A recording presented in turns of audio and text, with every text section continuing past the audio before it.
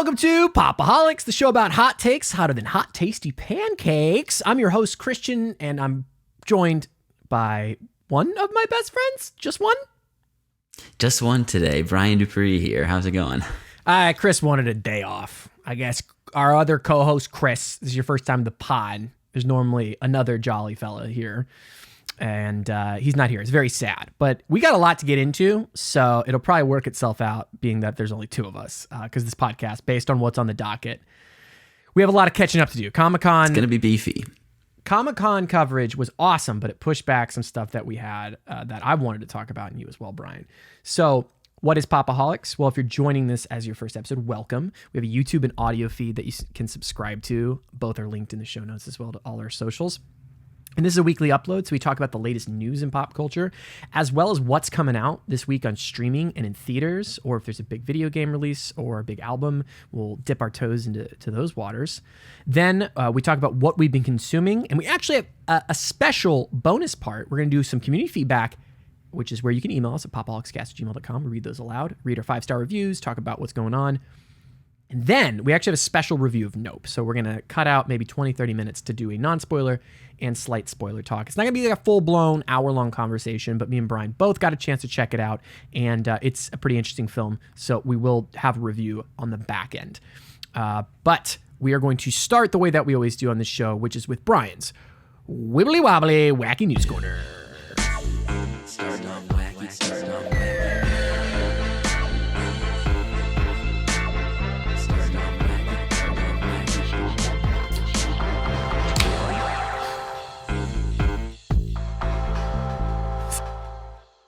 We have the first piece of news, Darren Aronofsky's new movie, which was announced probably sometime last year, I believe, that is starring Brendan Fraser.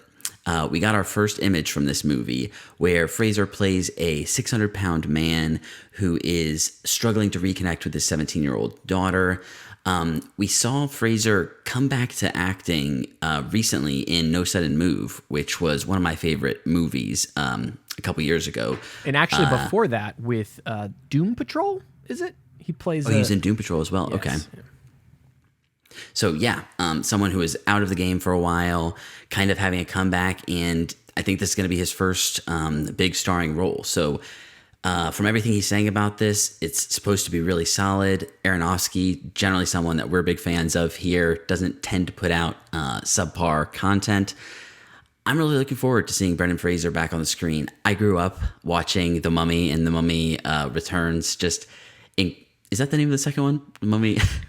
I think so. I think it's The Mummy, The Mummy Returns, and then The Mummy, the Legend of some. I don't know. I never saw the third one, actually. I did see The Scorpion King. But long story short, Brendan Fraser, as well as his role in George of the Jungle, just Blast from the Past? Blast from the Past. Chris Watkins? Yes, exactly. Just growing up in the 90s, he was kind of ubiquitous. And, oh my God, Encino Man, come on. Not a classic movie, but something that was a staple for us. And with Doom Patrol and No Sudden Move, the man was like, yeah, you thought because he used to be like a sex symbol. Like in Tarzan, he was shirtless, ripped. And he comes back in Doom Patrol, he's a little chunkster, little chunky around the cheeks. He's been taking it easy with his Blast from the Past money. And then he's in No Sudden Move, which he's a fairly large man. And then in this movie, he's like opposite Christian Bale machinist. And he's like, you want to see how big I can actually get? And he's playing a 600-pound man, which I don't think that there has to be prosthetics or something because... Oh, yeah, there definitely is. There definitely is because he has gained weight, as you said, but there's a lot of prosthetics that are going to be involved in this one. But even more exciting in this news, getting this first look, is Aronofsky himself, right? He has not made a film since Mother, I believe, if I'm not mistaken, directed. Yeah, that's right. Directed one of my favorite films, Requiem for a Dream. And, he's had some kind of misfires. Noah, which I recently rewatched like half of because I caught it at $5 Blu-ray at like a freaking, what's it, like this secondhand shop store. But what's a big box retailer? It's like a secondhand shop store. Anyway, they have $5 Blu-rays all the time. And I bought Noah, and that's like his biggest budget movie, and it's all over the place and kind of a disappointment for fans of his. But obviously putting out hits like Black Swan and Mother, which I actually have not seen yet, which I do need to copy. You haven't seen Mother? I haven't, no, because it's my only Aronofsky left. Okay, So this is an save excuse it. to see it. Oh yeah, I got weird things. Like I'm keeping it sacred. So I've heard good things about. I think Mother. you're gonna like Mother. Actually, it's kind of. I feel like it's hit or miss with people, but I'm a big fan. Yeah, I'm excited. So just seeing him coming back to directing, hell yeah, I'm excited for this. And Brendan Fraser, who is great in No Sudden Move, and he's Brendan Fraser. We have supporting cast: Sadie Sink from Stranger Things, Hong Chow, Samantha Morton, Ty Simpkins. Longtime cinematographer Matthew Libatique is back with him here. So all the right pieces in place for Darren Aronofsky's The Whale, which sees Brendan Fraser coming back to a starring role. Moving on, some very, I don't know if it's the most shocking news, because we did know that Ben Affleck was going to be reprising his role as Batman in the Flash movie. This was something that we've known for a little while. But is the Flash movie going to come out? Well, true. If the Flash movie ever actually comes out, which is a big to be determined at this point, definitely. But on the Warner Brothers studio tour, which I was actually lucky enough to go on for the first time last year, Jason Momoa was caught walking around and essentially exposed the fact that Ben Affleck will be reprising his role in the second Aquaman movie as well. So Ben Affleck, who at some point, I believe in 2019, officially announced that he wouldn't be playing Batman anymore.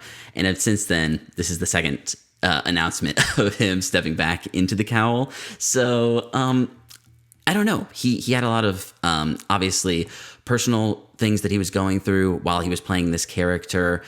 And so had issues with it because of that. Hopefully he's in a better place now and can enjoy getting back in this role.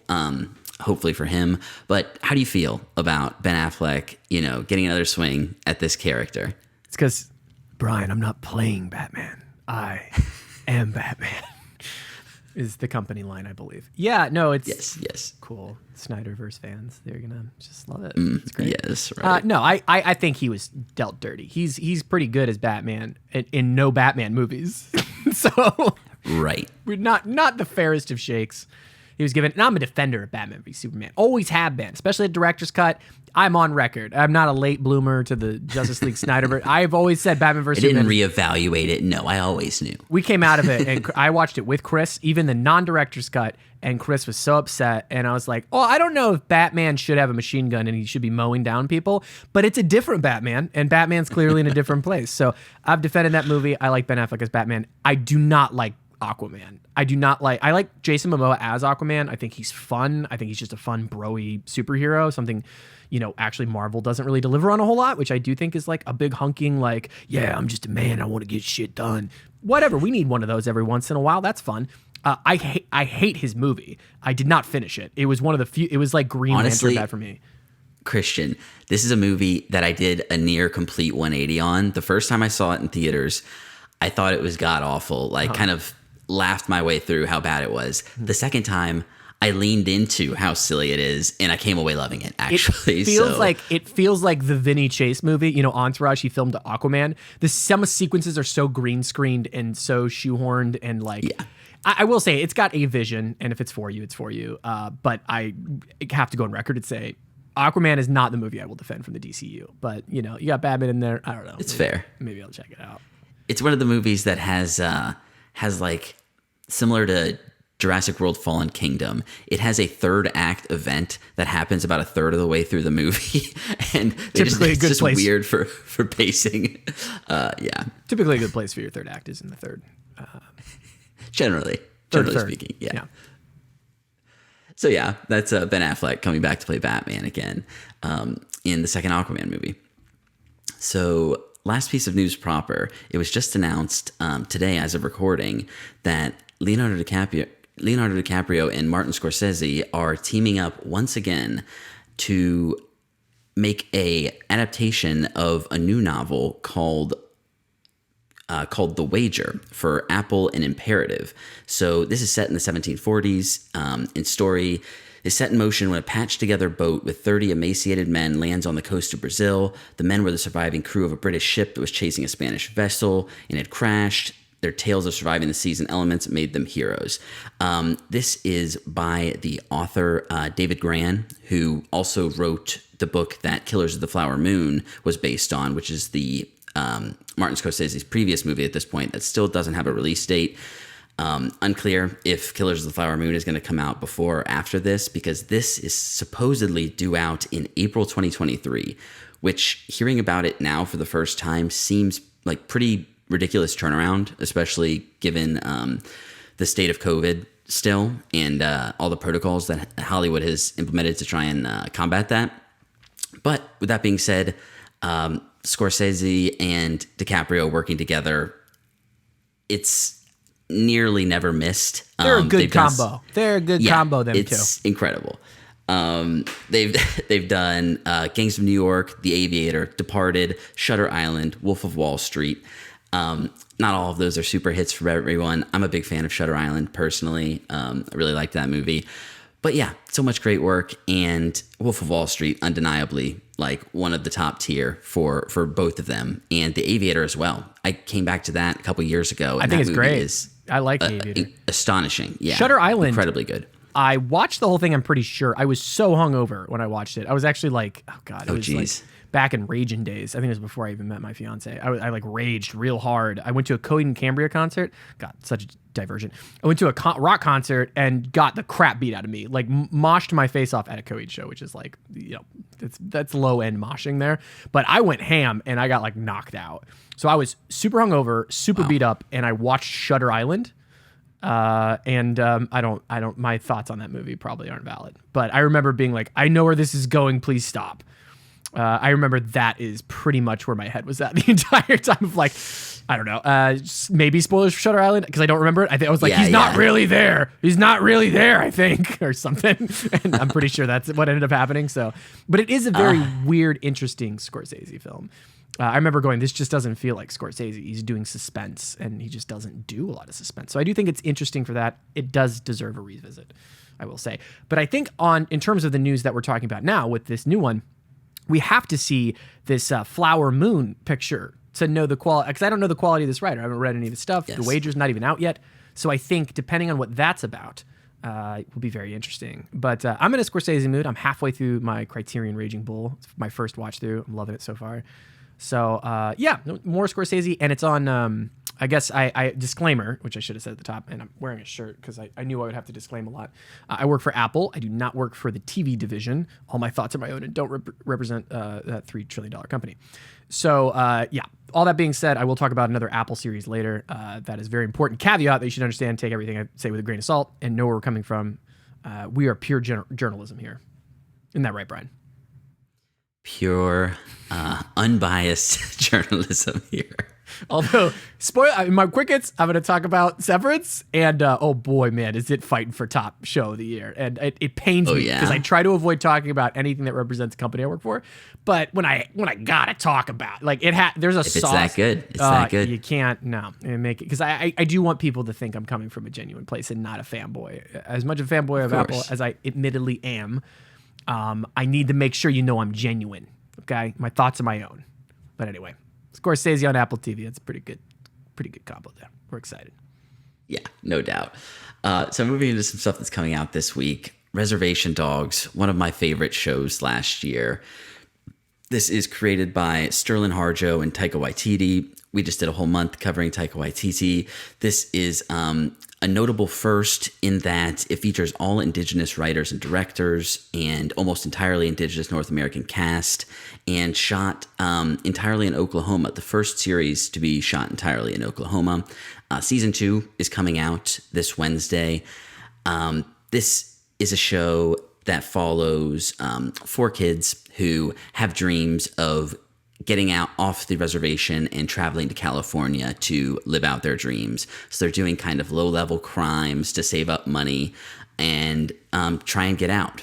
But functionally, the show ends up kind of being a look at how this town, all the different characters in this town, each character gets at least one episode where we kind of follow them and get to do a deep dive into who they are and their backstories.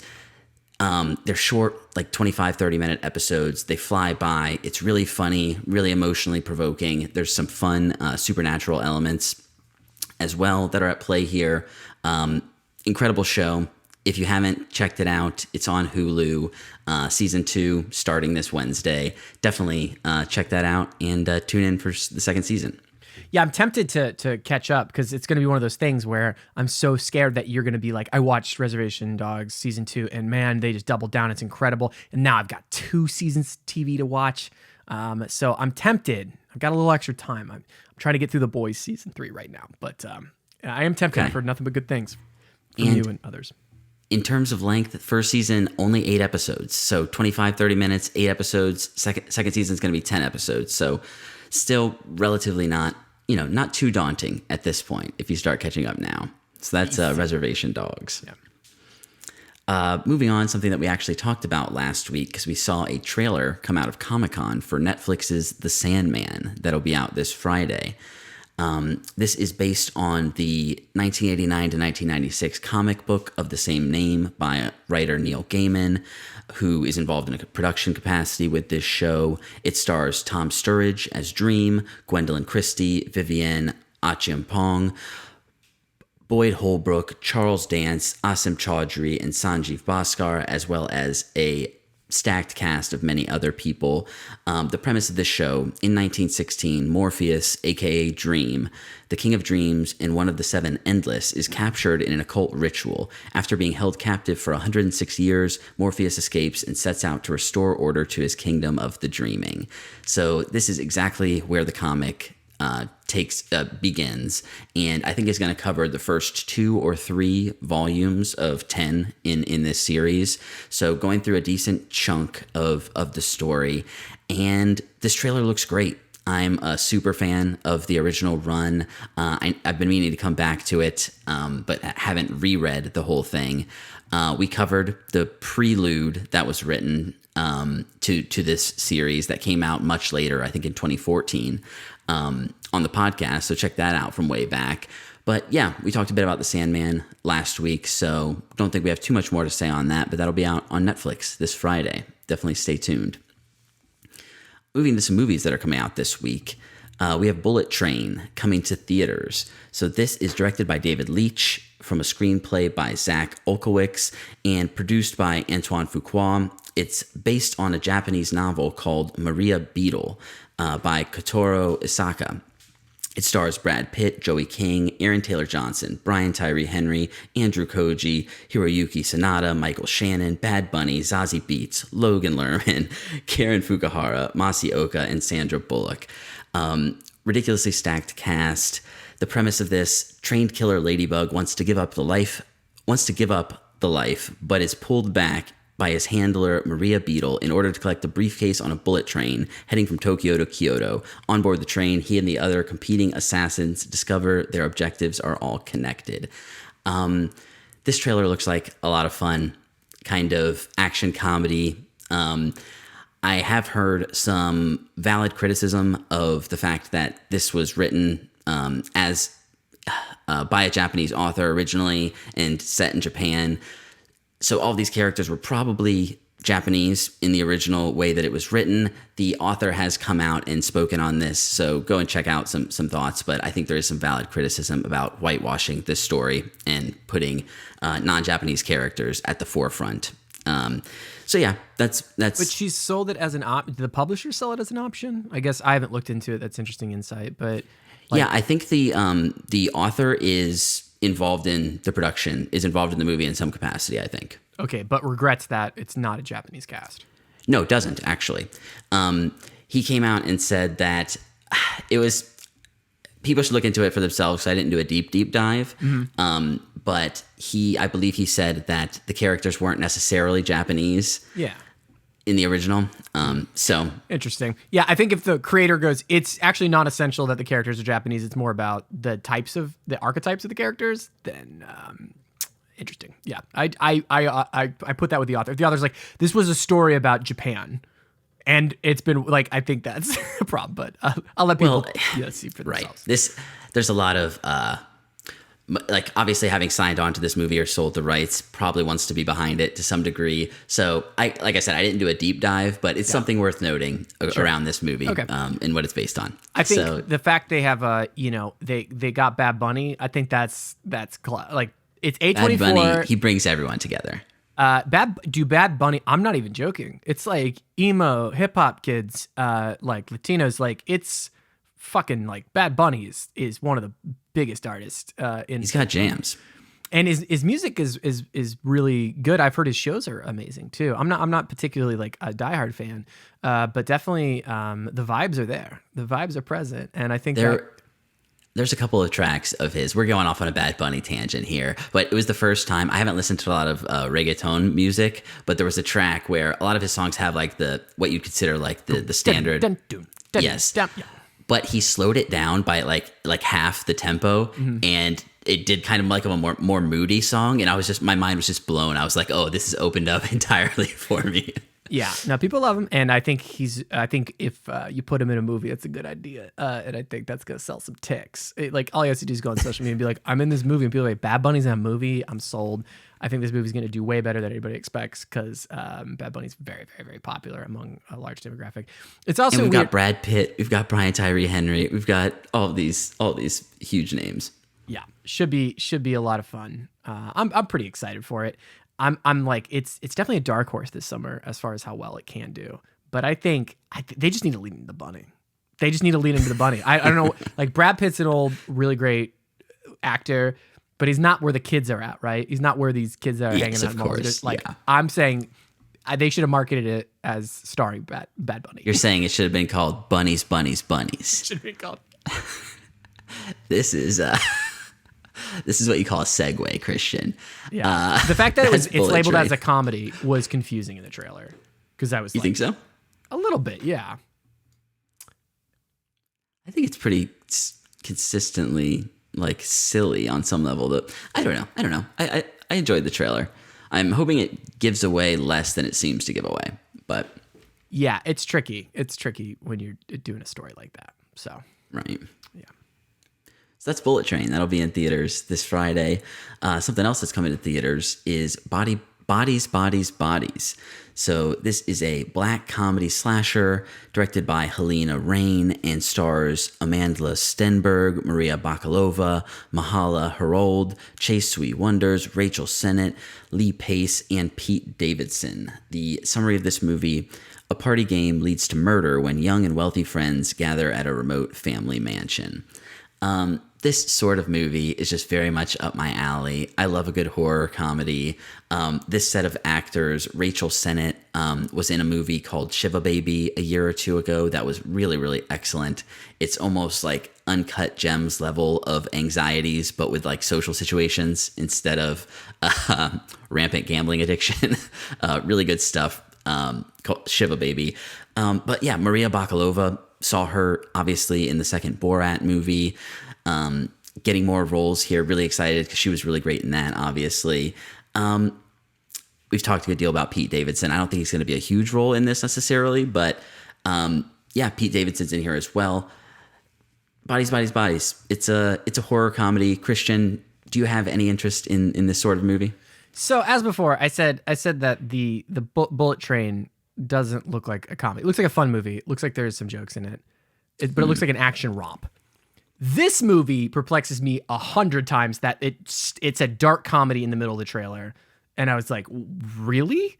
Because it just seemed dark. So obviously you got Pete Davidson in there, and there's going to be some. Really? Yeah, That's wild. I don't know. Like Bullet Train, you know, I'm coming around. It looks pretty wacky and funny with the sparkling water bit. It looks like a movie where they showed all the funny bits, but maybe it's not that funny. But we'll see. Great cast on Bullet Train. Okay. Bodies, Bodies, Bodies has Pete Davidson just acting like a jackass, but that's like a typical character in like a slasher movie. Some jackass jock, or he's usually playing a stoner or something. Right. But I don't know. It seems horrific. I don't know. We'll see. Maybe it's the new Scream. I don't know. It's like people are getting killed and stuff, and they're saying things like, "You're triggering me," and like silly kind of like, I don't know. I think they're going to be going for like silly modern social satire stuff. Is A24. I think I misspoke when I said Bullet Train was A24. I don't think Bullet Train is A24. This is an A24 flick. Yeah. So yes. Strike that from the record. This is an A24 flick, which has great brand recognition. You know what they're missing, Brian? They're missing Bad Bunny. Oh, I thought you were going to say Charlie Cox. That'd be a callback to our Comic-Con episode. Check that out. Yes. Bad Bunny, though. Yes, of course. Bad Bunny should have been in this movie. I'm just going to say it. Bad Bodies. So that's Bodies. Bad Bodies. That is not showing in theaters. Yeah, you gotta find that one by other means. I'll probably be seeing that, so I'll let you guys know how that is. Her booty like Jello, Jello, booty like Jello. It's all in Spanish, so I don't remember any of the actual lyrics, but that's one of the Harmony's Just Big songs. That's okay. Everyone can get behind that messaging. I'm gonna say something in Spanish in triple it. Anyway, Bad Bunny's great. You've nailed the style. I don't know why I didn't do it first. Multiple reasons, Joe Penso. So the last movie that is coming out this week that we will be talking about in our main episode next Wednesday is Prey. This is coming to Hulu. This is the 7th installment in the Predator franchise and is a prequel to all of the previous movies that we've seen. It stars Amber Midthunder, Dakota Beavers, Dan DeLiegro, Stormy Kipp, Michelle Thrush, and Julian Black Antelope. And the premise of this is in the Comanche Nation in 1719, a fierce and highly skilled warrior named Naru learns the prey she is stalking is a highly evolved alien with a technologically advanced arsenal. So this is Predator set in 1719 with a Native American warrior facing off with it. When I first heard the concept from this, I was pretty much immediately sold on it. I was like, okay, this with what Predator is, I think this is a perfect conceit to find new ground and new ways to present this character. Christian, we're obviously doing a Predator month this month that we're going to be getting into on Wednesday. But how do you feel about Prey coming out this Friday on Hulu? I just got one word for you, and that's Danny Trachtenberg. Dan Trachtenberg is the director. He was supposed to direct Uncharted, dropped out for creative differences. He has directed episodes of Black Mirror, The Boys, most notably has directed 10 Cloverfield Lane, which was also a spinoff of another series, but it was like it's a weird one because it wasn't originally supposed to be, right? Yeah, and I was like, oh, dude, is he making a name for himself? I will say, by the rollout, listen, we're going to cover Prey, and we have a whole Predator month. That's next month. We're going to be covering a bunch of the Predator movies, which I'm super stoked about, for sure. But part of me is like, I wish this was kind of a hidden little, like, Predator sequel. Like, because he kind of has this magic about him, and even the trailer you watch, you don't realize it's a Predator movie until that's kind of awesome. So I wish I was kind of going blind, but then no one would care if it was just called Prey. It was about a bunch of Comanches. Right. But I understand how business works. I'm so excited for this movie. I think Dan Trachtenberg has really great visual sense. 10 Cloverfield Lane is stellar. Spoilers for my Nope review. I think 10 Cloverfield Lane is a better suspense horror movie than Nope, as an example. And I'm really excited about... That's interesting. I feel like they're almost different sorts of movies. They are. And it's what I would say is from a suspense horror thing, for what I like going into a movie, this one... just you're on edge the whole time. And I love that. Okay. Yeah. The Predator series, one that I love, is going into director's hands. I'm very excited to see everything that he does. So this is really cool. I'm very excited for Prey. I'm glad we're doing a whole Predator month. I'm glad we're covering it. But I couldn't be more excited to check this one out. I'm going to be like a day one staying up late watching it for this one. So I'm very excited for Prey, if that hasn't come across. And that's next week's main review on Wednesday. We'll be Prey right. Yep. So stay tuned. I'm excited. Come to Pop-O-Holics for all your Prey coverage. So yeah, that'll be on Hulu this Friday. We'll be covering it next week. And that's it for the news this week, everyone. Brian, the wacky news. Thank you so much for that. So that's all the stuff you can catch. We do this, guys, every Monday. So if you want to be up to date on what's coming out, what you should be looking forward to, what you're watching, what we're excited about, check back here on the weekly upload. If you want an audio version for your commute or for your workout, definitely subscribe to the audio feed if you're on YouTube. And if you want to see our beautiful faces, then check us out on the tubes. Brian did a cute face. It's only us, so it's going to be 1-1. But I will tell you, Brian's face, very cute. Let's move along into our next section, which is what we've been consuming with our quick hits. Quick hits. Keep it quick. Quick Hits is that special part of the show where we talk about what we've individually or collectively been consuming in the world of pop culture. So we got a couple. I have quite the backlog, Brian. So I need to pull out the old iPad. We are bloated with quick hits that we've been consuming. So I'm going to start off with some things that I have recently watched that you haven't, Brian. So I'll be brief. But I recently got the box set of the Matrix trilogy. There's actually a Matrix quadrilogy, if that's what you call it. But I went with the original trilogy. I've seen the fourth one. I think the three are like the Wachowskis' like vision of how it would be. So I bought it on Blu-ray.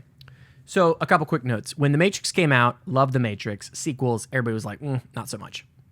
I think that's still mostly the story here.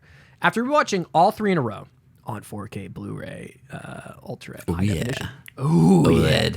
OLED. The Matrix, and as confirmed by very prominent YouTuber HDTV, is a reference disc for HDR. It is absolutely gorgeous. Watching the movie, it's perfect. We have a retrospective in which I'm very embarrassed about, so don't check that out. I was so excited to be covering The Matrix. I love this movie so much, and every time I watch it, I get a little bit more out of it. I think it's an amazing movie. That's already that's settled score, Brian. Everybody loves The Matrix. Who does? If you don't like The Matrix, fuck you. And there's been some silly red pill stuff that's gone on with the internet, which has been addressed, in later films. But what stood out to me watching the whole trilogy through is actually this is the kind of trilogy that I always ask for. And although Revolutions, which is the third film, and Reloaded, the second film, are not perfect films, they are all very different from the original Matrix. They expand on the lore.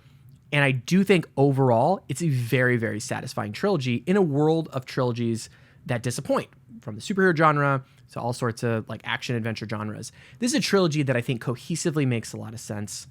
Patrick Willems, a fan, we're all big fans of his. He's a film essayist on YouTube. He has a great Fixing the Matrix, and I think he makes a lot of great points of how to make this better.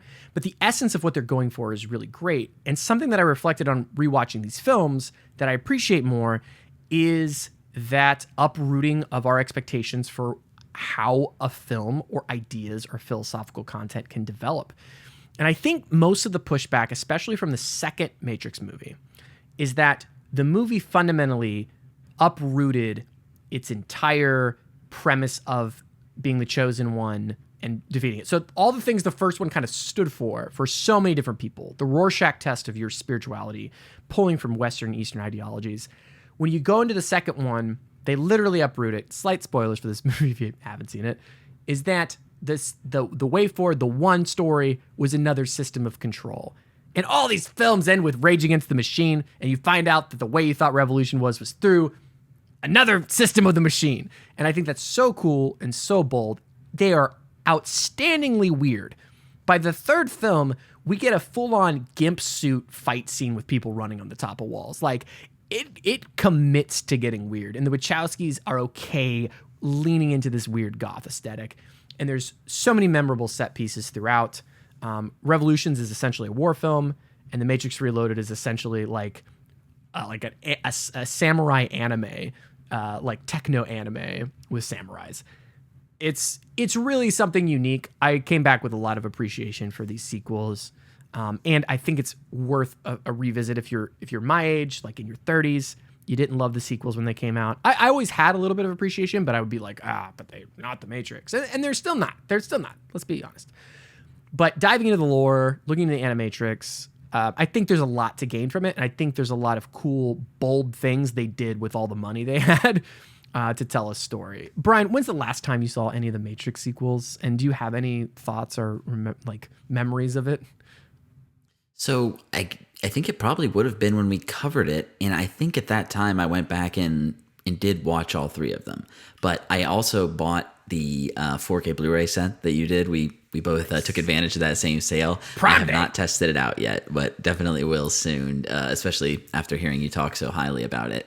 Yeah, I'm in the same boat where I don't think 2 and 3 are as good in terms of being perfect movies, but I love the lore expansion. I think the ending to 2 and how I do like upending the story that you talked about. They kind of just completely reverse the death and what happens after a death. Mm-hmm. Yeah. They just flip it for the second movie, and it's just okay, it's a little bit lazy, but in terms of the type of story they're trying to tell, I think it's effective. And the third one, is just a really powerful, completely different type of movie. And you talked, I I don't know if you talked on the podcast, but just in terms of representation, these movies are insanely diverse compared to most huge, big budget Hollywood movies. And so even back when these were made, that stands out still today. Yeah, absolutely. You get so many awesome black actors.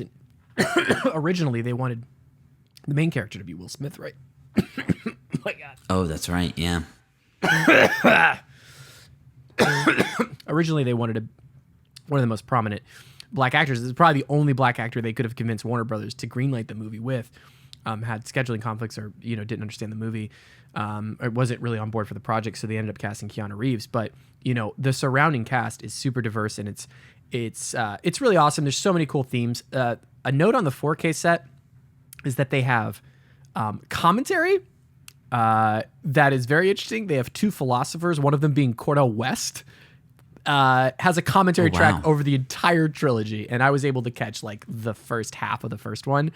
But it talks endlessly about the different philosophical ideas. It's really awesome. So that's a great bonus feature. And they have all the features, making up all this stuff if you've never dove deep into the technology that made these movies. And I just came back with a big appreciation for the swing the Wachowskis made. And I wish more trilogies and more sequels did the kind of bold things. Things like the architect that they talk to. I was just thinking about that. Yeah. I believe it was the VMAs or something. Did MTV Movie Awards did a huge spoof with Will Ferrell. I still think that's very funny on it.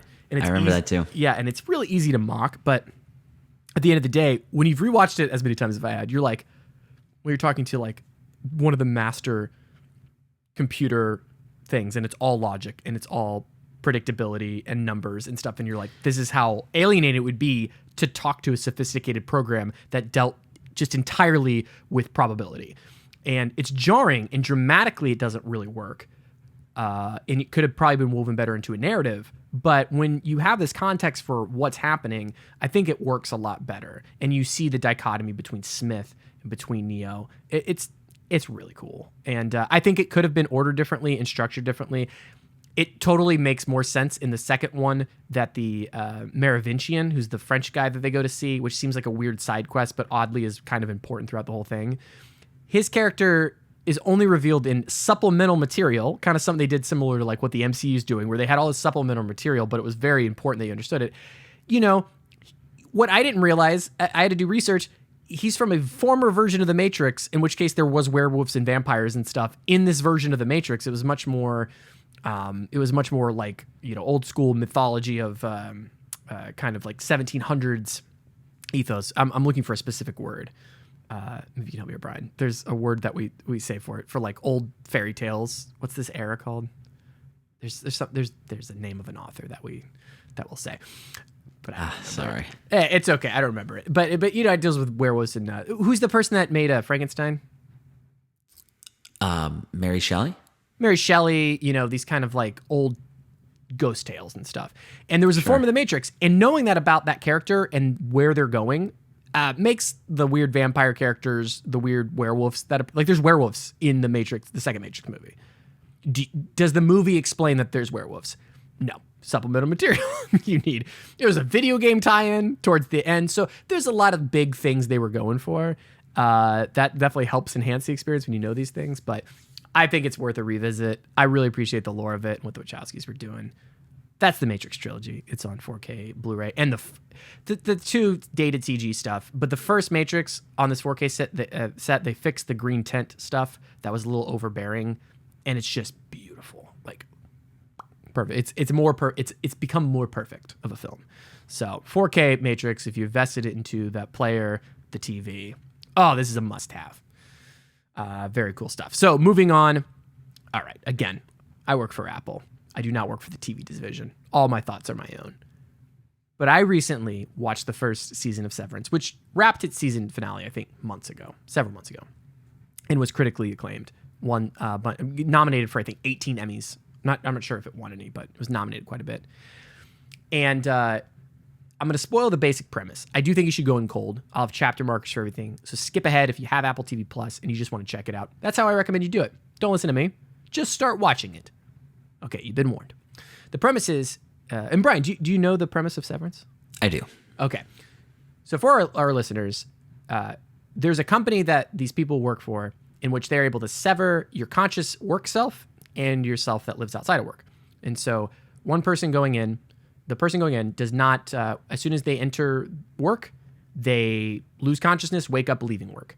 And so there's two identities, one that lives at work and then one that lives in the real world, as it were.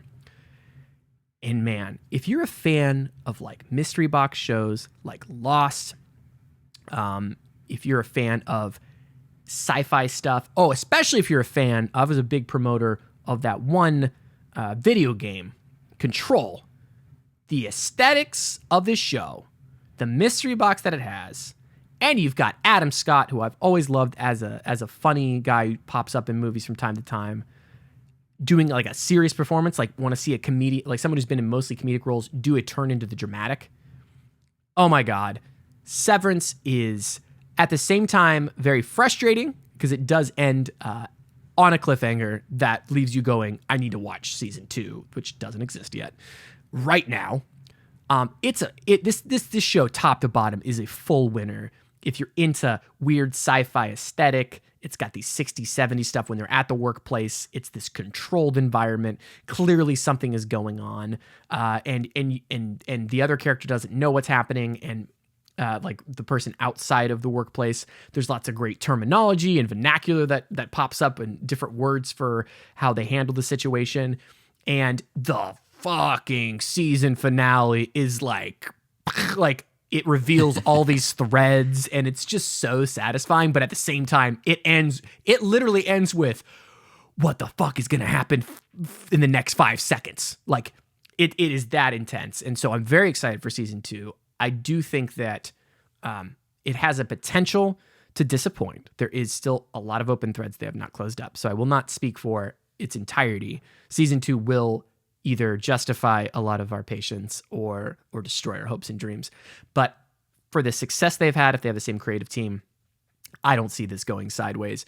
The creator is Dan Erickson. And then more notably, Ben Stiller is also a co-producer and directed several episodes, which is very interesting. And there is a tinge of humor throughout, which helps keep it light because a lot of it is, the color palette of this is very depressing and very overbearing. So you really do need some sense of like humor, and you get amazing performances from Adam Scott, Zach Cherry, Britt Lauer, Trimmel Tillman. You also get John Turturro in one of my favorite roles in a long time. John Turturro is excellent in it. And it is absolutely Christopher Walken pops up. Oh my God. You know how much I love the Walken. Really? Okay. And yeah, it's just very engaging. It's very intriguing. I was very happy. I watched this with my fiance. It took her a second to get on board because it's surprisingly very sci-fi, and it doesn't obviously over-explain itself. It really reveals its mysteries in a very organic show don't tell way. And you really get behind both the characters' personalities in and outside of it. And I can't speak enough for that last episode. That last episode is edge of your seat TV goodness. So that's Severance season 1. Brian, you haven't had a chance to check out any episodes, have you? Unfortunately, I haven't, but I do have Apple TV Plus, so this is one that you're not the first one I've heard it's great from. Now that it's all out, I definitely got to check it out, especially if you're saying it's a best of the year contender. Certified bingeable, because I think that it's kind of my favorite kind of pop entertainment. It's got just a fun premise. It's got the tone and mood locked down. It's got great performances. It's got that gotta watch the next episode feeling to it. And it has very satisfying resolves for the thing it does resolve in season 1. And then just really from the last moment, the last like words that are done are just like, and that feeling, you get it. I think it's locked in for most people that stick with it. It's a good time. And the aesthetics of it, the stuff that happens in the office culture is so control. And you know how much I love that video game. It is like that vibe, that static 60s, 70s, lots of knobs and switches and, CRT monitors. Like it's just my aesthetic too, for how I like creepy sci-fi, like BioShock. If you've ever played that video game. So I'm very sold on catching the next season, and it was worth me breaking my "don't talk about things that your company makes" rule. So highly recommend if you have the service. This is definitely a must watch.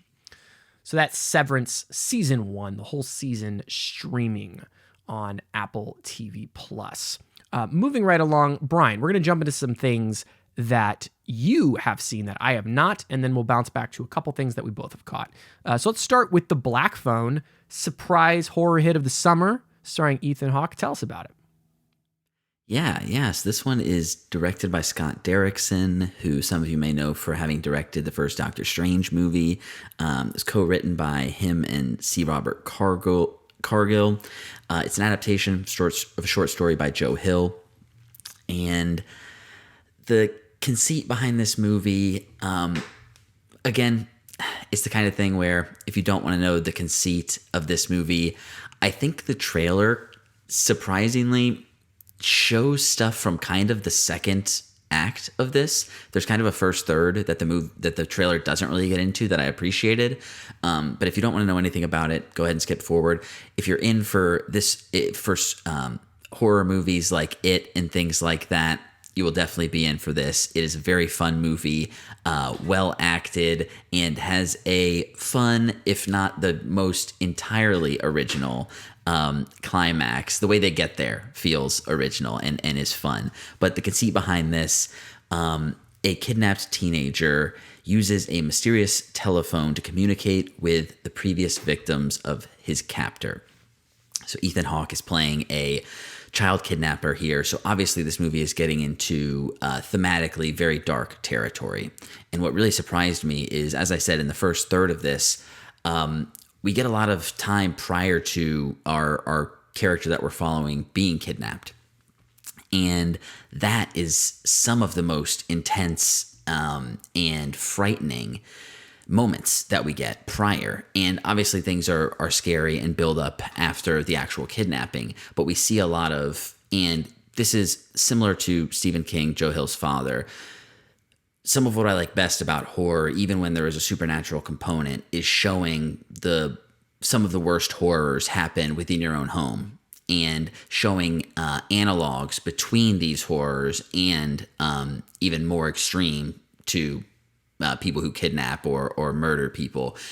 And I think all of that is really working here. And I think maybe there are times when some of the writing makes it so the performances aren't necessarily 100% there, but I don't think it's the actors. I think it's more a little bit of maybe some slightly clunky dialogue.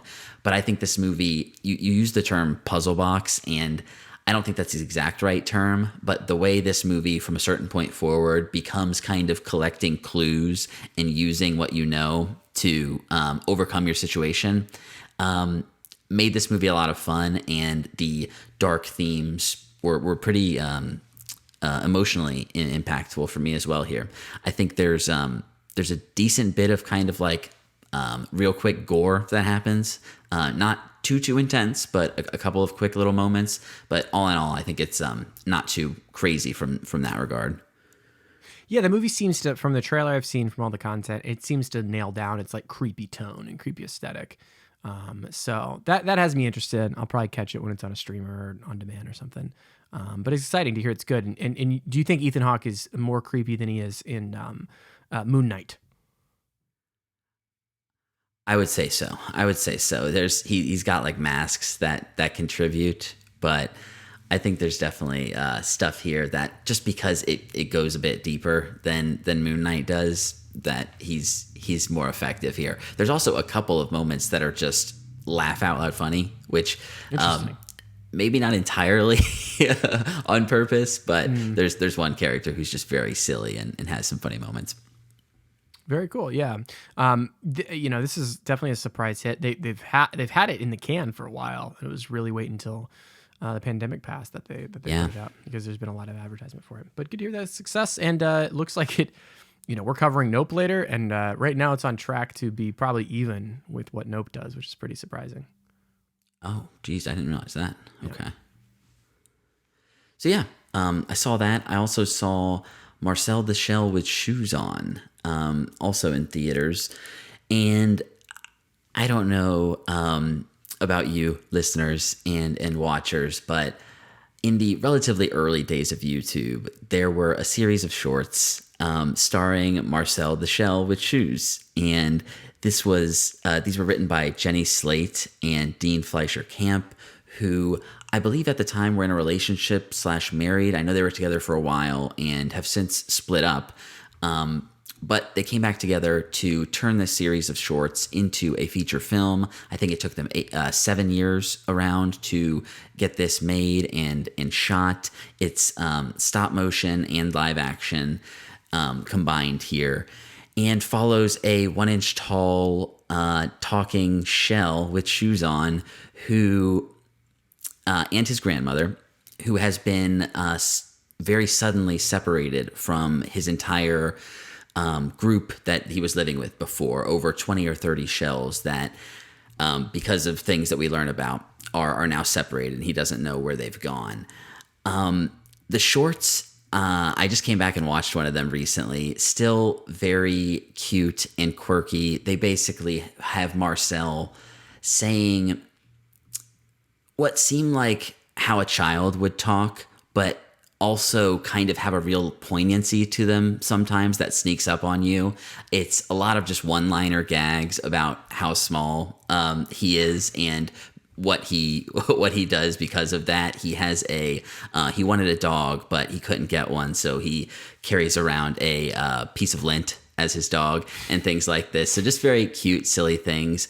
But this movie expands it into our director, Dean Fleischer Camp, who is, I think, playing basically himself in this, having recently gotten out of a relationship, and Marcel is played by his ex-wife, and them coming together. So there's this meta element of him making this documentary about her character after they've broken up.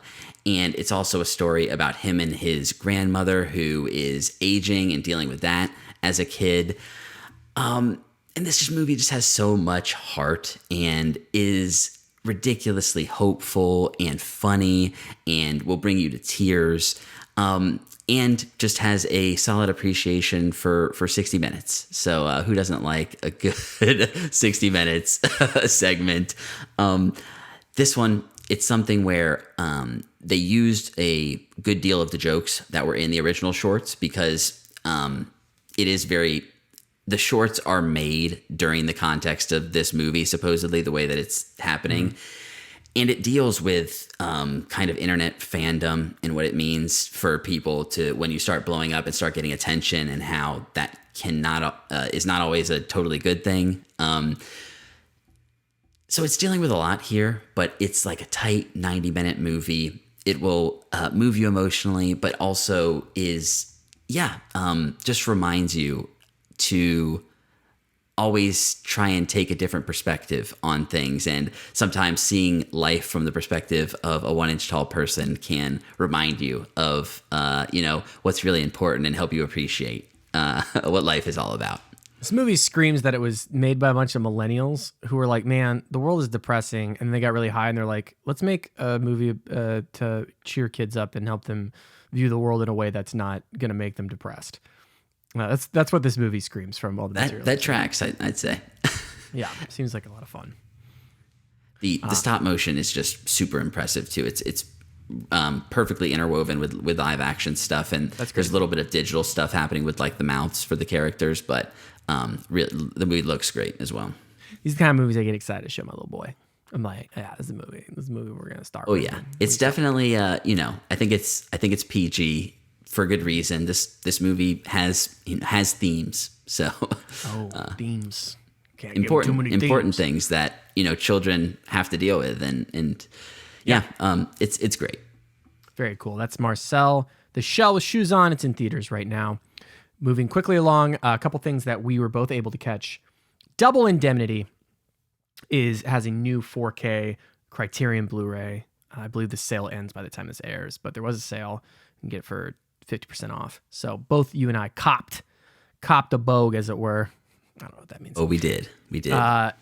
Now, this is really cool. So this film has been on my radar forever. I'm a big fan. If you go way back in the Wayback Machine, we did top 5 films of all time. You're subscribed to my letterbox, bad_karaoke. You know Brick, the Ryan Johnson indie flick from early 2000s, one of my favorite films. And I remember him directly saying Double Indemnity directly inspired the whole genre of film noir, and I would be lost without it. And I haven't got a chance to check it out. I recently, in my collecting of physical media, bought Some Like It Hot, which is directed by Billy Wilder. I saw this Criterion sale. I saw that Double Indemnity was on it. And then I realized that Billy Wilder directed it. And I was like, no brainer. Because I was really charmed by just how smart the dialogue and Some Like It Hot were. So this is my first time catching this flick. And it's written by Billy Wilder, directed by Billy Wilder. Screenplay help Raymond Chandler and James M. Cain. It's from the novel. He wrote the original novel. It's a black and white film from the 40s starring Fred MacMurray, Barbara Stanwyck, Edward G. Robinson, Byron Barr, many more. And it is the quintessential, Chris, that's an homage to you, bud, film noir. And it really feels like a turning point in how you have anti-heroes and introducing various narrative tricks and motifs that reoccur throughout. Lots of mystery, lots of noir. You see direct links from this all the way to Blade Runner. The simple premise, which Christian explains the plot here, is that an insurance salesman goes in on a housewife on a life insurance policy on her husband because he's got the hots for her, and they scheme to murder the husband and get a very specific, very high-paying life insurance claim. That is the general premise of the movie. And man, performances, writing, cinematography, screenplay, that's a perfect movie. It's perfect. I don't think with the 4K, I think it adds a lot with HDR, so there's a great pickup. It is not going to look as good as Some Like It Hot. It is older film. It is a lot dirtier. These reels were much older, and the camera technology just wasn't there. This is over 10 years before Some Like It Hot. But everything I see from this director makes me want to just rewatch everything that Billy Wilder's ever done. I recently bought The Apartment, which is a film from about 15 years, a little after Some Like It Hot. I'm excited to check that out. But man, specifically the Fred MacMurray is like literally a stereotype at this point, but he's so good and you can feel how original it is. But it's that classic noir of like, she caught me hot like butter that was sitting out for too long. And you're like, oh yeah, she did. She did that. And it's all like these that's the exact way she did it. Yes. Yeah, that's exact. I got you. And it's so cliche, but it feels authentic in this movie. It feels real. And it's quite a tragic. It's basically the movie opens and sets up that everything goes wrong. So like the movie lets you know this does not go right. So the whole time there's this tension behind you while you're watching it of when are things going to go wrong? And the movie like feigns some things and like you really don't see where it actually starts falling apart until the very end. And man, what a joy. This was such an easy watch. Really, I love these older films that just feel so modern in pacing, and performances are absolutely amazing. I also want to shout out Edward G. Robinson, who plays his like insurance partner who investigates the claims. Absolutely, almost a show stealer. Is excellent, and man, there's so much tension that goes throughout it. It's written so well, and Barbara Stanwyck as well is an absolutely amazing femme fatale type character, like an amazing foil to our main character. I can't say enough good things. This film is an easy full 5 stars of man. Just loved revisiting this. Brian, what were your thoughts on Double Indemnity? I'm in the same boat. I'm someone who tries to, as much as possible, avoid spoilers for movies and, not read deep into the plot or watch super spoilery trailers. And this film spoils itself from the jump. It flies in the face of the way that I consume things, because it tells you right up front pretty much what happens. It's the Patrick Bateman confession scene. We just start with it here in the beginning of our movie. He lays out what he's done, and then we backtrack and figure out how to get there. And like you said, it's the classic, so much voiceover. And I think it works so well because I do love the language, just the way that people wrote at this time, at least the best writers. It's so snappy and quick. I recently watched Maltese Falcon for the first time recently, and I think that movie is similarly excellent. It's 100% more difficult to follow what's actually happening. The movie is crazy convoluted, and I think requires rewatches in a way that I think this movie, like you said, it gives you a couple pump fakes, and there is a pseudo reveal that happens, a last shoe to drop prior to things ending. But yeah, the story is so compelling. In our characters, we see them falling for each other, but knowing that there's this impending thing hanging over them. And the tension is never let up throughout the course of the movie. And like you said, we have our character who's right there, basically the dog on the trail the whole time, right in front of his nose. That's just such a fun dynamic, and he's such a like they're the way they are together feels real. And I can't really say anything negative about this one. I thought it was pretty top to bottom excellent. Yeah, and it's just such a good reminder. Last thing I'll say on it, it's such a good reminder of, like, you know, when you're creative, thinking about ideas in any space. You know, going back to these old movies really goes, man, the limitations they had and how they're able to still produce the dramatic tension that's needed. It's something to like remind yourself that, like, if you got a camera and you want to make something, like, if you got the ingredients, it's really incredible what you can do with, because a lot of this film could honestly be a play. It really wouldn't be that hard. There's some certain set pieces where we go a couple different places, but essentially you've only got like 4 or 5 places that they're shooting at. And it's incredibly tight, but yet, like we've been saying, the tension throughout is still so good. And it's all in the situations and the characters and the screenplay. And it's an absolute win. I also think it's like, it is moody as hell with the lighting. You really get a lot of depth through the black and white. And that's partly why I'm such a, like, one of the best revelations is how good black and white films look with HDR. It's to me, there's so much depth that even with this grainier film, there's so much more layers to the image that really immerse you inside of it. And it's crazy, and I love that this is something that we get to enjoy now and go back. And I'm like happy that I waited to see this movie, because I would have seen it on like a bad DVD cut. And seeing it in this format was magical. It was really magical. So big fan if you're into older movies, like, and you have the equipment to do 4K Ultra HDR. Chef's kiss. It's good, and it's got historian commentary, making of, got a Blu-ray on the set. It's a good collection to pick up. So that is Double Indemnity on the Criterion Collection, just released. High recommend. Can't wait to dive into the special features. It's going to be really cool. All right, moving right along. Whew. Going through it, Brian. We got one last one in quick hits before our Nope review. And I had to put this on there because I love my boy Nathan Fielder. Nathan Fielder, known for Nathan For You, the show where he goes in and helps businesses with air quotes with quotes, really yeah, silly ideas, you know, poop flavored yogurt type of deal. He's got a new show called The Rehearsal. So he recently came off producing a new series on HBO Max called How To with John Wilson. There's 2 seasons. I've seen most of season 2 and all season 1. That's an excellent show. But this is his new show starring him called The Rehearsal. And it feels like, if you've seen Nathan For You, it feels like he's taking everything he learned from that show and doubling down on almost every single regard. So it's very much putting real people in very weird situations. In the general premise, we're only 2 episodes in. The 3rd episode aired the night we're recording. I'm going to check it out probably after we finish recording, because I'm addicted to the show. The general premise is that he helps people tackle situations by rehearsing the situation they're scared of, whether that's a big or a small thing. In the first episode, we see someone who's afraid to tell a lie, a small white lie that he's been telling a friend, and Nathan Fielder comes in and helps psych him up for this event. In the second one, it is a woman he's revealing that he has been lying, right? Yeah, he's revealing that he's told a white lie about his life, which is fairly inconsequential and not really that big of a deal. But man, all the importance in the world is placed on it. And the second one is, it looks like a thread that they're going to keep going throughout the series, is a mother. This woman wants to be a mother, and so he's simulating rearing a child throughout their entire development as a rehearsal for Are You Prepared for Being a Mother?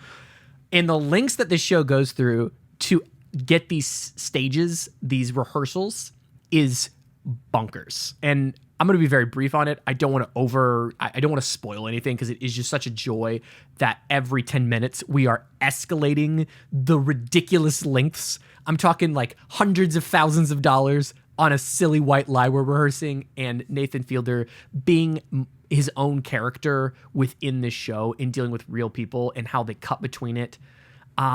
This show is profound to me, but it is almost entirely all cringe, right? There's the cringe factor of what you feel through watching it. That's not for everybody, but man, if you like Nathan For You, I think you're going to get a lot out of it. There's a lot of smart things going on, and oh my God, some of the biggest belly laughs I've had in a long time. So good. So that's on HBO Max. Brian, I begged you to watch some of this. And I know that you've never told me, like, I'm a huge fan of Nathan For You. So I actually don't know where you stand on that. But I know you're kind of adverse to this type of filmmaking. So I'm very curious. What did you think of The Rehearsal? I've always enjoyed Nathan For You, and I've seen it. I haven't watched the whole run of it. But shout out to my good friend Farhan.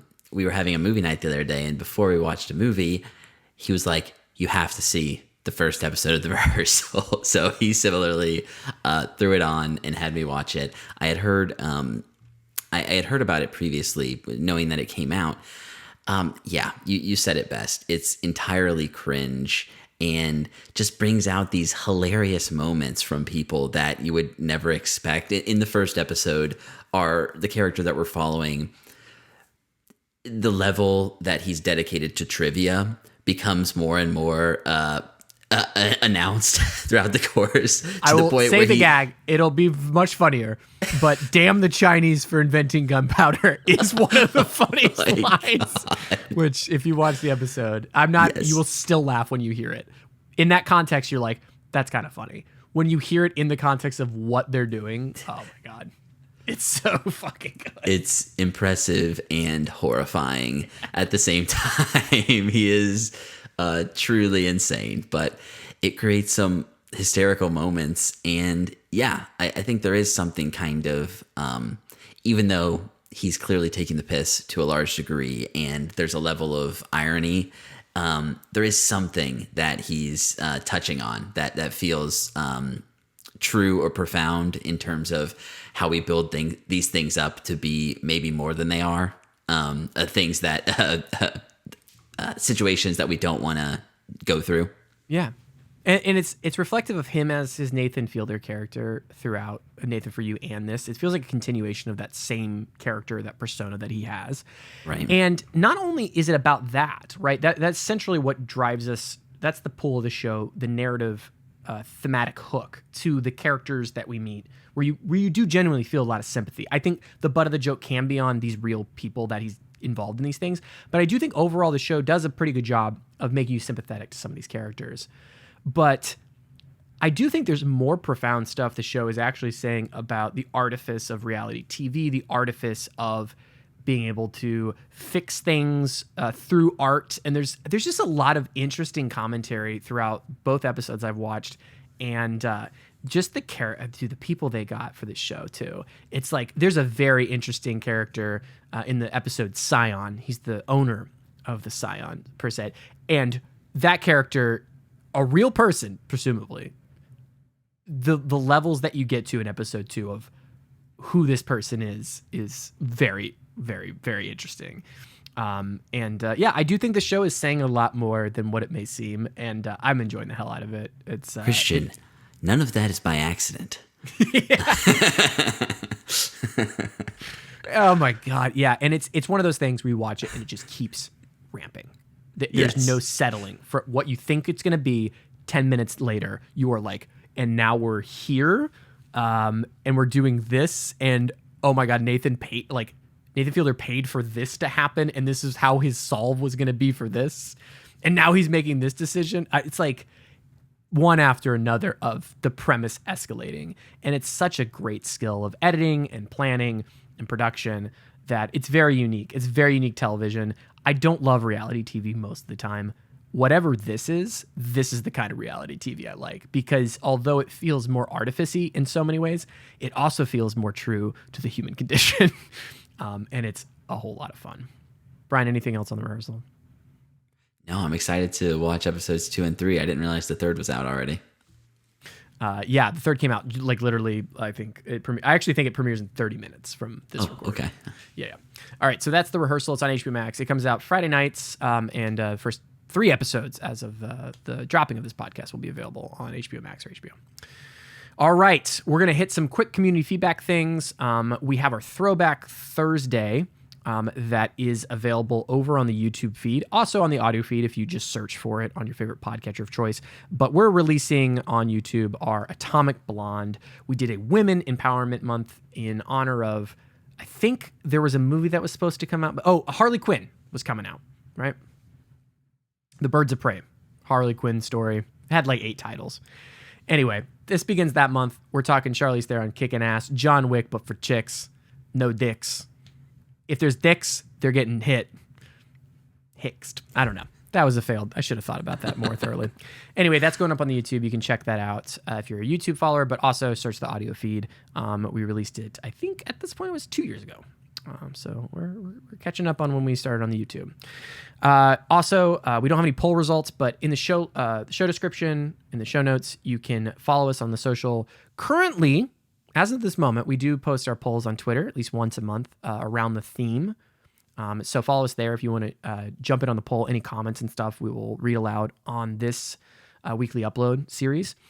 And then also for Prey, we're going to talk about it more, but we have a little sweepstakes going for the entire month. I'm announcing this. We'll be giving away Predator, the original, available on streaming. We'll be giving out a digital copy of that. So how do you win? Throughout the month of August, if you follow the Pop-O-Holics on YouTube and comment anything on any of the videos that are released during August, then you'll be entered to win. We will draw them randomly from our name generator. If you comment on more than one video, you will get 2 entries. So we will be taking a name draw throughout the month for any of the weekly uploads, and then our Prey review will be live also in video format. So any of those videos, if you're following the podcast and you comment, you can get an entry per comment on each episode. Come after August, September, on the September weekly upload, we'll announce the winner live on air and send you a free code for a copy of Predator in 4K, baby, to add to your digital movie collection. Oh, yeah. Oh, yeah, baby. Which is, I think, we'll see what Prey's got, but Predator is definitely the OG. It's the best. And that's what our month's about. So subscribe if you're into Predator. We'd love to hear what you think of the Predator series, any of the movies we're covering, any of the things we've covered on the weekly upload. Email us at popaholicscast@gmail.com or get it out in that comment so you can get entered in to win that digital copy of Predator, the original. Very cool. All right. So that's our normal weekly upload, but it wouldn't be a Brian and Christian episode if we didn't have a little bonus. And we both saw Nope, so we're going to do a quick review of Nope. Did you know that the very first assembly of photographs to create a motion picture was a 2-second clip of a black man on a horse? And that man is my great-great-grandfather. Great. There's another great-grandfather. But that's why back at the Haywood Ranch, as the only black-owned horse trainers in Hollywood, we like to say, since the moment pictures could move, we had skin in the game.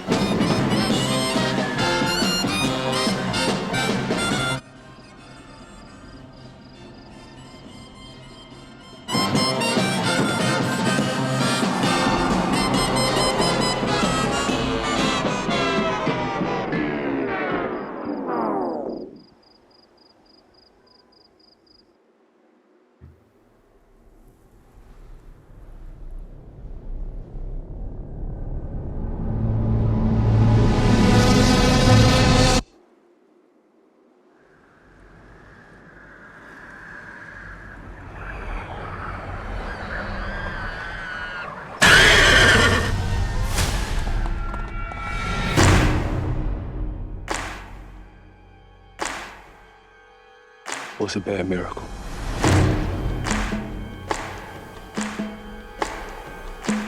They got a word for that. That is from the trailer from Nope, the latest release by writer-director Jordan Peele.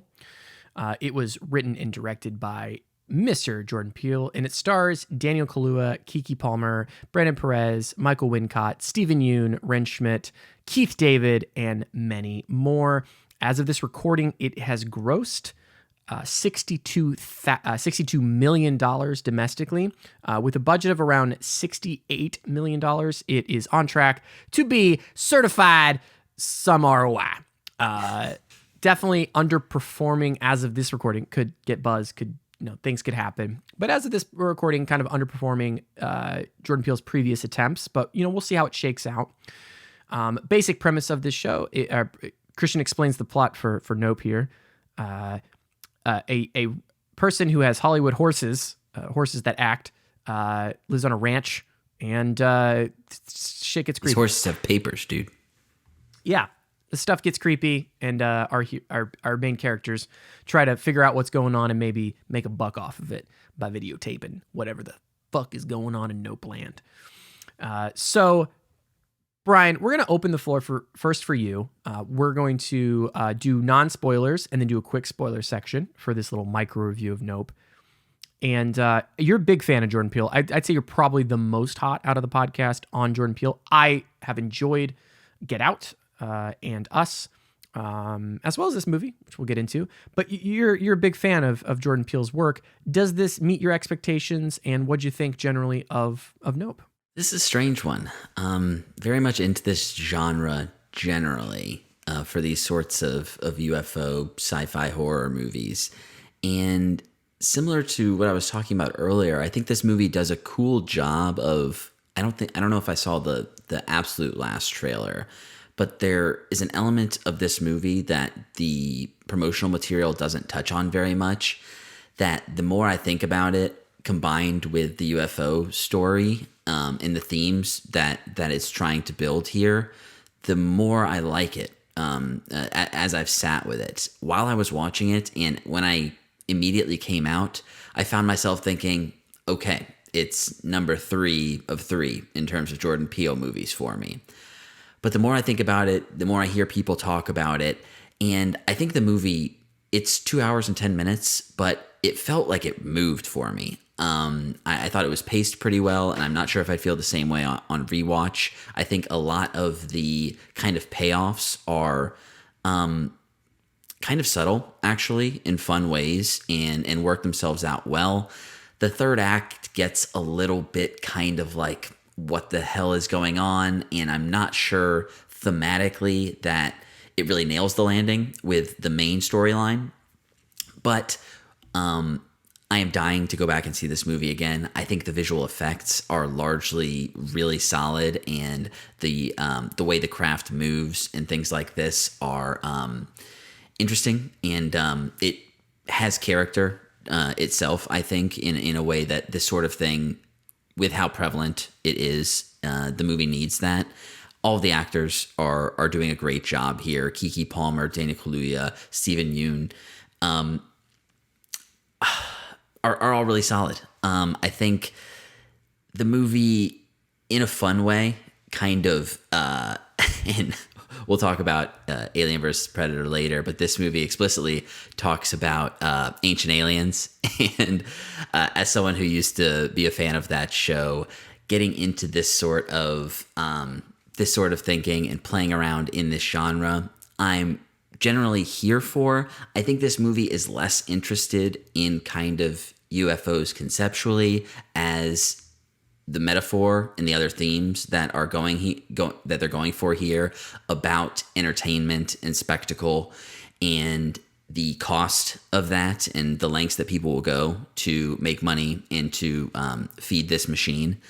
So I think there's a lot to dig into here, but like I said, it's something that I kind of had to sit with it, and it's grown on me as I thought more about it and kind of put the pieces together.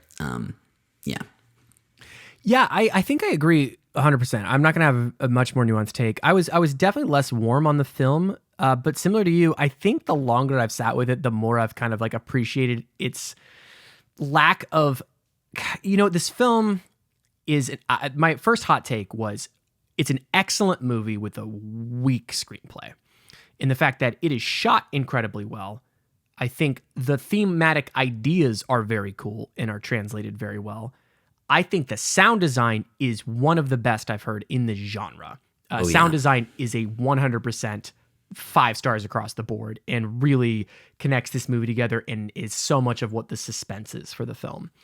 I think the performances are really good as well. You know, Daniel Kaluuya is playing the hard thing that Peele is doing in this movie is that it is a hybrid Western suspense thriller and also alien invasion type of story. Like it's those 3 things mixed together, which is not something I can say about much other movies. Cowboys versus Aliens, maybe. And the only one, yeah. I think there's something called Bacurau from like 2018, 2019 that I've heard is really good. But yeah, very few and far between. Yeah. It's a very interesting mix of genres. And I think conceptually it works really well. I think some of the things that don't work in its favor is Daniel Kaluuya is he's a very reserved character and it takes a while to open him up. But I think ultimately that is actually one of the more thematic payoffs that happen by the end. Keke Palmer is a little bit of a wild card, and honestly, she's very funny, and there's actually a lot of humor throughout this entire film, but she's a bit grating at the beginning, and it really isn't till the end that we hang on. So I definitely see, from a character standpoint and thematic standpoint, maybe some stuff paying off on repeat viewings. I, like you, have not stopped thinking about this film as far as like, because there's something introduced very early that reoccurs that is basically a B plot to our Stephen Yeun character. Who I'll talk about more in spoilers. But what's interesting is it's kind of a completely separate incident from what's happening. But it's supposed to tie in thematically with the main plot thread, the A plot of this film. And it's really hard to completely draw those things. And the movie doesn't seem like it's definitive in how it wants you to think about those things. But I think from a spectacle standpoint, from a humor, enjoying, like you said, the pace going through, the sound design, I think it's overall a great theatrical experience. I don't think it's the most cohesive film. I myself have problems with especially the third act of Get Out. I think the third act in this film is much more fun and much stronger than Get Out, but Get Out's a very different movie. But I think thematically, Get Out is nailing things 100% more and is a little bit more definitive of what it wants to say. Us is a film I have not revisited since I saw it in theaters, but similarly, its plot is a bit wacky, but I think thematically, design, shot really well. But it's again, thematically, it's a little more consistent than this. But that might be up to interpretation, and that might be part of the fun of this movie. If you're into that thing, if you're looking for straight answers of like this movie telling you what it's about, it's going to throw like 800 ideas, and maybe a couple will stick out after you watch it. And I think that's both a very cool thing, but also something that makes it less of a definitive piece. But certainly, there's a lot of really great images. There is an Akira reference in this film. It gets real bonkers towards the end. I was on the edge of my seat though throughout the entire third act. And overall, I think it's a win. I gave it 3.5 stars on Letterboxd, which is nothing to shake a stick at. Really enjoyed this flick. So positive review. Jordan Peele has a high bar. You know, there's talk that maybe he needs some more people doing these scripts with him, and maybe he's getting a little bit into the Shyamalan territory of his own control. I've heard critics say that. We're potentially getting close there, where I do think a couple of friends, given some good insight, could have really sharpened this out, and this could have been easily 4.5, 4 star. You know, it could have easily elevated it if it was just a little cleaner. But Brian, similar to you, off the film, thinking about it, I kind of keep liking it more and more. So I'm conflicted. There are parts that I really, really like about this film. I'm just so happy that he's able to continue to make movies like this, non-IP stuff, taking bold swings. I'm happy. Yeah, he's able to take these chances.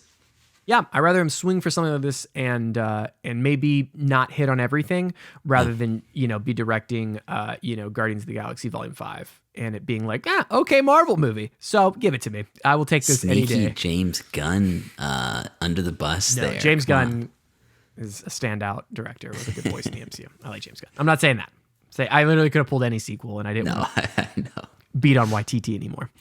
All right, let's jump into spoilers for Nope.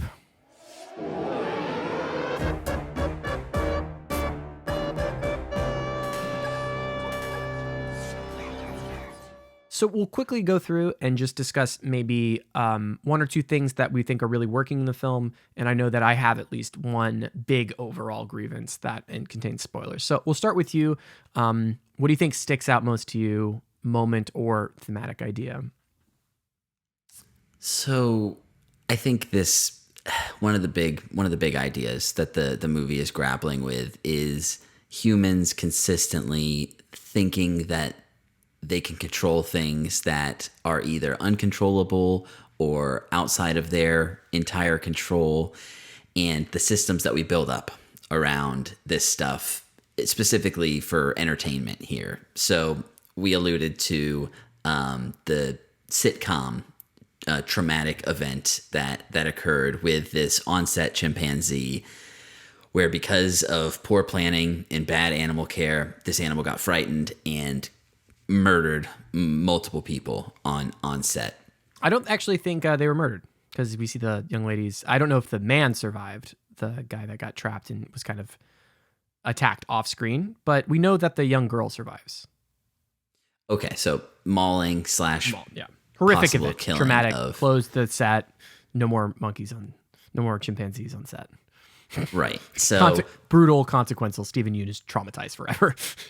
and they bring up the oh gosh, I blank on their names, but the performers with the Tiger Act, Siegfried and Roy. Siegfried and Roy. I said Hansel and Gretel. Siegfried and Roy. Incredible. So they bring up that, obviously something that is related here. Stephen Yeun's character, a child actor who a lot of people who go through fame as child actors have a really rough go of it. It's a brutal industry that chews people up and spits them out. And showing his character go through this traumatic event, see Gordy go in after having calmed down, go in for a fist bump and get shot right in front of him.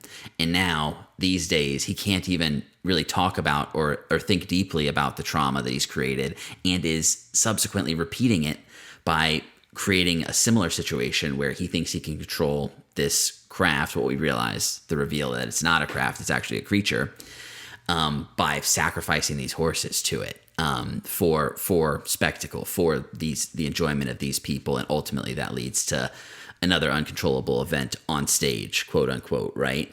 So I think that's one of the big things for me that I think the movie is trying to grapple with, how people are treated. Obviously, our main characters being from early on in Hollywood, and maybe the character that they supposedly are descended from, no one actually knows who that person is. So it's also about this idea of the people that Hollywood is built on, and them maybe not getting the respect and credit that they deserve, and how all this ties into kind of, this entertainment industry. Yeah, I do. This is the part where I'm conflicted. I do think that's one of the strongest thematic elements. However, there's also a competing thematic element about Black representation in Hollywood. Right. And I do think there's a powerful sentiment behind Kaluuya's character kind of being a quiet but caring and very professional individual who maybe is not getting as much credit, not getting as many gigs because of his place in life, the lack of representation that's been had. And we get this triumphant, similar to Django Unchained. You get a black man on a horse being a cowboy, right? And I think that's really powerful. But I think the diversion of the Gordy storyline and Stephen Yeun's character is cut short because that character leaves the movie entirely. And it feels sort of empty that the thread wasn't tied up at the very end. And maybe that's just something that would have worked better for me. And the fact that we kind of lose that, we lose the childhood innocence trauma thing, which I think is excellently done when he's recanting it. And the only way he can express it, he's like, remember that SNL sketch, which is hilarious because he's referencing an SNL sketch that didn't happen, but there's a similar Chris Kattan acting like a rabid, pre-man, missing link kind of monkey character, like chimpanzee type of character. Like, that's a real sketch, but it's not about Gordy, but we as the audience can connect to it. I thought that was rather genius. And in that sketch, Christian, one of the times he did it, I think he broke his neck. He seriously injured himself doing this sketch. That adds another layer of definitely that they're referencing there. And as a kid, I thought that sketch was hilarious. Because it's just him. Dwayne "The Rock" Johnson shows up at some point. Chris Kattan, the guy goes into just Joe Rogan talking about comedians when he's just like, Chris Kattan killing it. Just like shredding on stage. But it's so sad, right? Because he's just hiding behind that thing, this horrific traumatic event that he went through. Yeah, I absolutely love the reveal when, because you actually, I mean, I didn't see it coming. Maybe other people did, but I actually didn't see it coming when they were talking about when he was introducing and everybody's around. I actually didn't know that Steven Yeun was aware of the aliens yet, or the creature in the sky. Like, it's not clear that he knows about it. Right. And as he's got the horse and as he's talking about, oh, you'll see something you've never seen, you're like, oh, does he know about the alien too? And then you notice that his jacket is like a spaceship. Got the UFO on the back, yeah. And it's like in clear view. Like, that is the kind of stuff where I'm like, Jordan Peele's an amazing visual storyteller. Like, the way that sequence comes together is awesome and so good. My frustration with the movie is it does seem to have not only, I think, general audiences, and I heard, like, I walked out with a couple people. It wasn't really a packed screening when I went. I did go on like an off hour, but I saw a couple, older couple that was, seeing this movie. They walked out very disappointed in it. And I think part of that, why it will not land so much on general audiences, is that plot line is strong. I do think there is something to the legacy of Black representation in film culture, but they don't feel connected. There's something there about predators and animals and Hollywood and spectacle, but it all doesn't like end tied up. It's, Steven Yeun's character gets sucked up. I think it's a great sequence. I think them going through the stomach, that's when you're realizing it's a creature as it's like digesting them.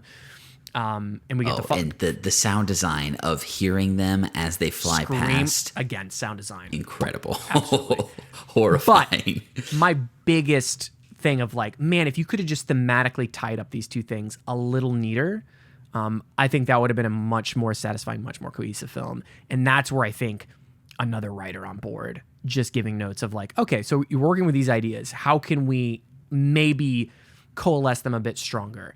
And I think it falls under the weight of its own petard, as someone would say. That's a phrase, I think. Petard, Captain Picard. I don't know. Hoisted on your own petard. Yeah, I got to look up what petard. That might be offensive. I don't know. So I do think there's just there. It kind of crumbles a little bit under its own ambition, and man, where the creature goes at the end of the film is full like Japanese anime. Of like bonkers kaiju level. Right. And again, I think this conflicts because I don't think, because we see so much of it and because it is CG, it kind of counteracts some of the other points about the horse being real and whether or not you should use animals. And so it's conflicted there that there's so much weird spectacle. And I really do think from a visual effects department, it is kind of where the believability is lost. And one of the things the couple said was, towards the end, it just got so silly. And I think part of that is by the nature that some shots are full this fucking Japanese kaiju that we're seeing. And I think it could have been executed a little more tactfully. I think it's interesting. I think the ideas of how it sees, and it looks like a prism in a mirrorless, in like a camera lens. So there's some cinematic language there, and the creature design is good. I think we see too much of it. It becomes a little bit too unbelievable. But again, I think these are nitpicks for me as far as its accomplishment as being a very entertaining kind of thriller.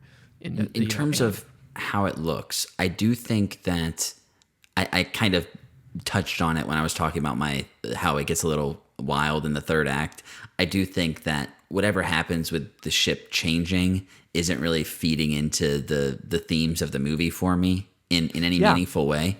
It's just kind of like, okay, that's a cool thing. But up until that point, I really liked how the ship moved and how it slowly changed. Like we see like small ripples on the underbelly where you would think it's like metal or something like that. And you realize like the intricacies of this. So I did like how that kind of progressed. But then, once it went full like origami sculpture, I was just like, okay, this looks okay, but I'm not sure what I'm really getting out of it. Yeah, it doesn't have that reveal, right? A reveal like that should have a revelation to it. Yeah, there's more to this thing, but what is it? I'm not sure. Yeah, and maybe that's from like, I know there's like title, it does these big, bold, I'm all for big Control, again, mentioned earlier on the show, big, bold title sequences that chapter out the different parts of the movie that align with the horses' names. This and the cold open to the intro credits that's from the inside of the ship that we don't even realize till later that that's what it is. Do you remember what I'm talking about? No, I don't. No, that's so cool. yeah, it's a cold open to the intro credits, and we're looking out through the kind of rectangular the thing that looks like a camera thing. lens. Like yes, exactly. We're looking out through it from the inside of the craft, I believe. Yeah. Really cool stuff that kind of just like you pick up on. Because it kind of has two cold opens. It has this title sequence, and then it has the gory stuff. Yes, right, exactly. Which I thought was like really evocative, because I'm like, I thought I was seeing an alien movie. What's going on? And see, this is for me, someone who's interested in this phenomena. I feel like the movie is very much not interested in the modern takes on the phenomena. Right? It's like very much doing this.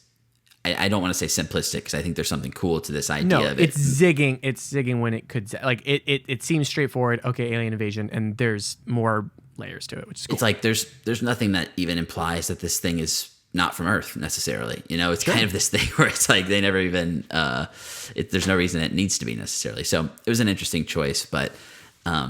Yeah, maybe something where my interest would have led me elsewhere, but I appreciated going in expecting one thing and having the rug pulled out in an interesting way.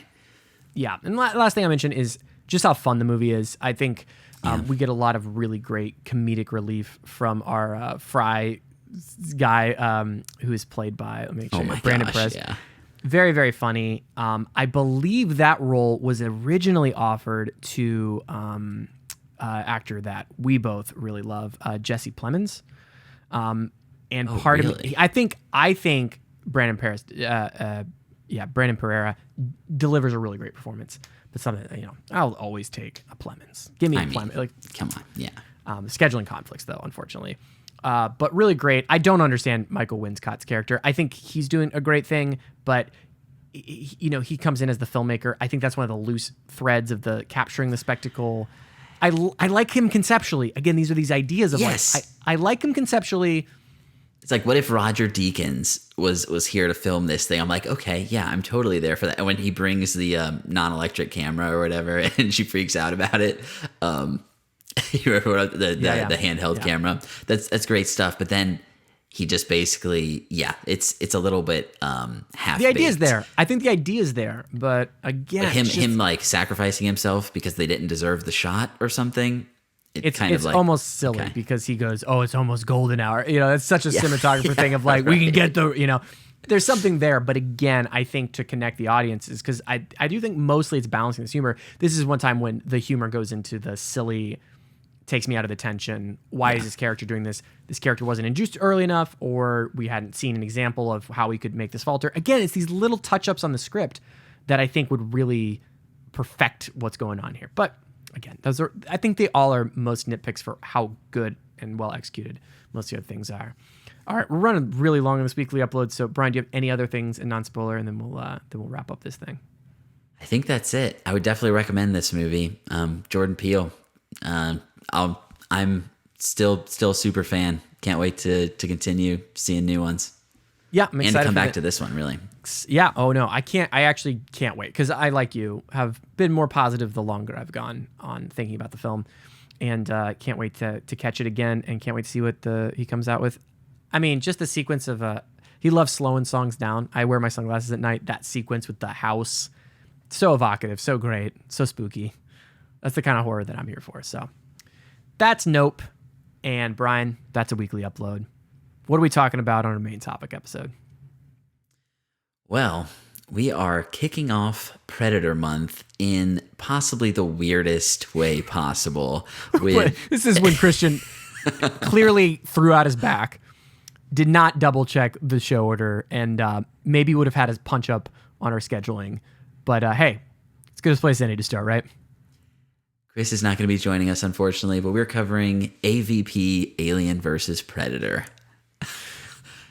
For our Predator month, we're doing all Predator. August? No, that's a Predator month as I've coined it. No. And we are going to be covering a lot of the Predator movies. And we're starting with a very interesting entry.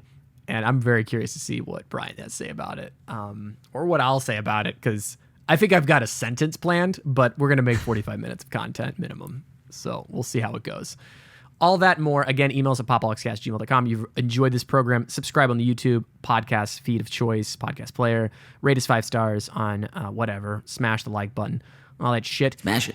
If you want to get a digital copy of the original Predator, which I think, as of this recording, is the best one, please comment, follow the Pop-O-Holics on YouTube, and comment on any of our videos that we make this month, and that'll give you 1 entry.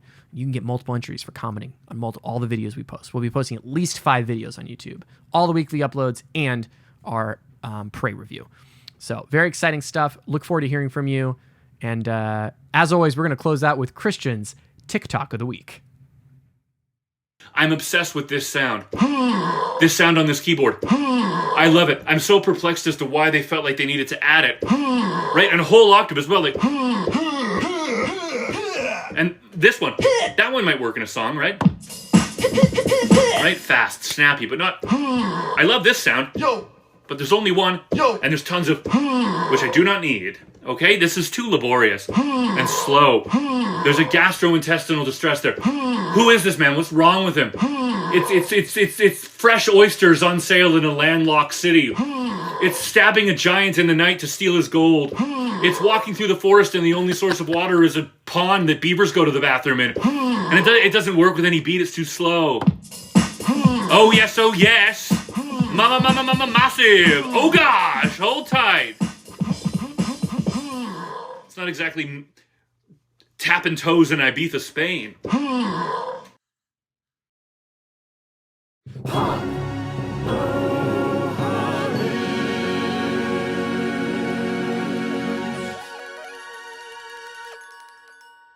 Excellent.